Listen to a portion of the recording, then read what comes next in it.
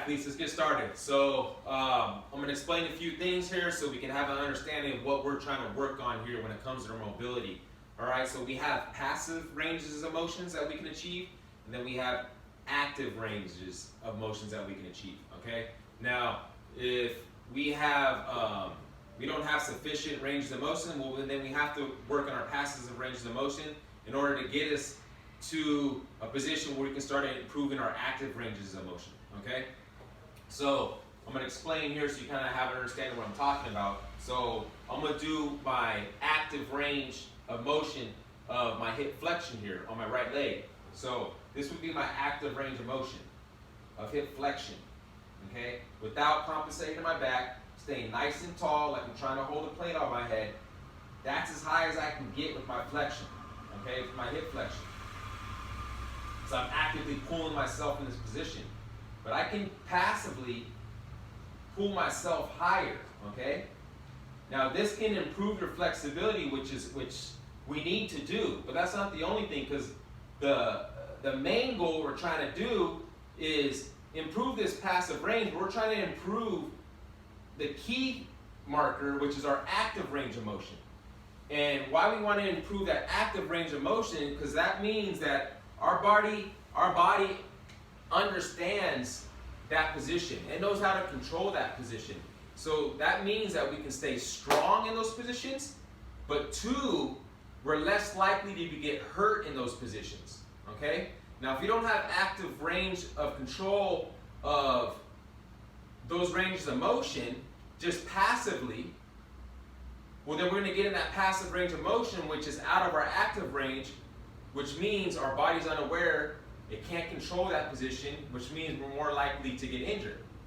Which means we're not running that 40 time fast, which means we're not going to be able to play the sport that we love, which also means we're not going to be able to help our team win. So the first goal is always do no harm to yourself, okay guys? We gotta help ourselves from not getting injured, okay? Things happen, but if we can take things under our control, that's what we're trying to do here, okay? So, we're going to work on our dorsiflexion here. So, I'm going to pull myself, this is called the combat position. Now, some of us might only be able to have our foot here, okay? This is our passive range of motion. What we're trying to do is we're trying to decrease this angle here, though, okay? So I can pull my foot further back towards my butt. And I'm going to put the weight of my body on my knee. And this is my passive range of motion. I can pull it back further. Now I can feel it. I'm going to feel the stretch in my Achilles right here. And I'm going to sit here, okay, for 2 minutes. Okay, this is my passive range. So I'm going to sit here for 2 minutes. And within this 2 minutes, we're going to make sure that we calm our body down. Okay, so which means we're going to take a deep breath in. So it's a 4-second inhale and then 8-second exhale. So in, 4 seconds, out, 8 seconds.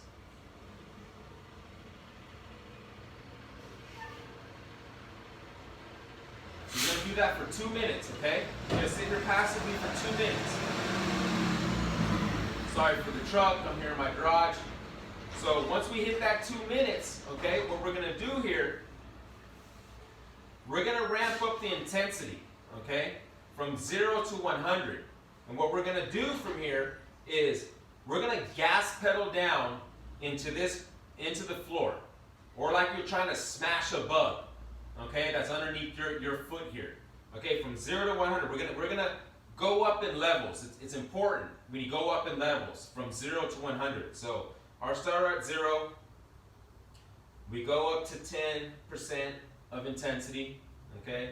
Now we're up to 20, I'm pressing down, 30, 40, now I'm at 50%, 60, I'm pressing 70, hard as I can, 80, now I'm at 100, now I'm pressing as hard as I can into this ground, okay? And once we get up to 100% of how hard we can push into this ground, gas pedaling down or squashing a bug, we're going to sit there 15 seconds, pushing as hard as you can, okay? Once we're done with that 15 seconds, we don't need to ramp up the intensity. What we're gonna try to do is we're gonna try to lift our foot off that bug as hard as we can, and we're gonna try to decrease this angle. Try to pull ourselves further into the stretch, lift that leg up just right away. 100% pull that foot up towards you for 15 seconds, okay? Once you're done with that 15 seconds, stay in the position, okay? Stay in that position that you're at. That's the first set. Now we're gonna repeat. We're gonna stay here now though. Don't come out of the stretch. Stay into the stretch and repeat. Now once we got done with that first set, the second set, we can sit in this position just for 1 minute, but we're still gonna do calm ourselves down, calm the body down. Inhale 4 seconds, out 8, okay?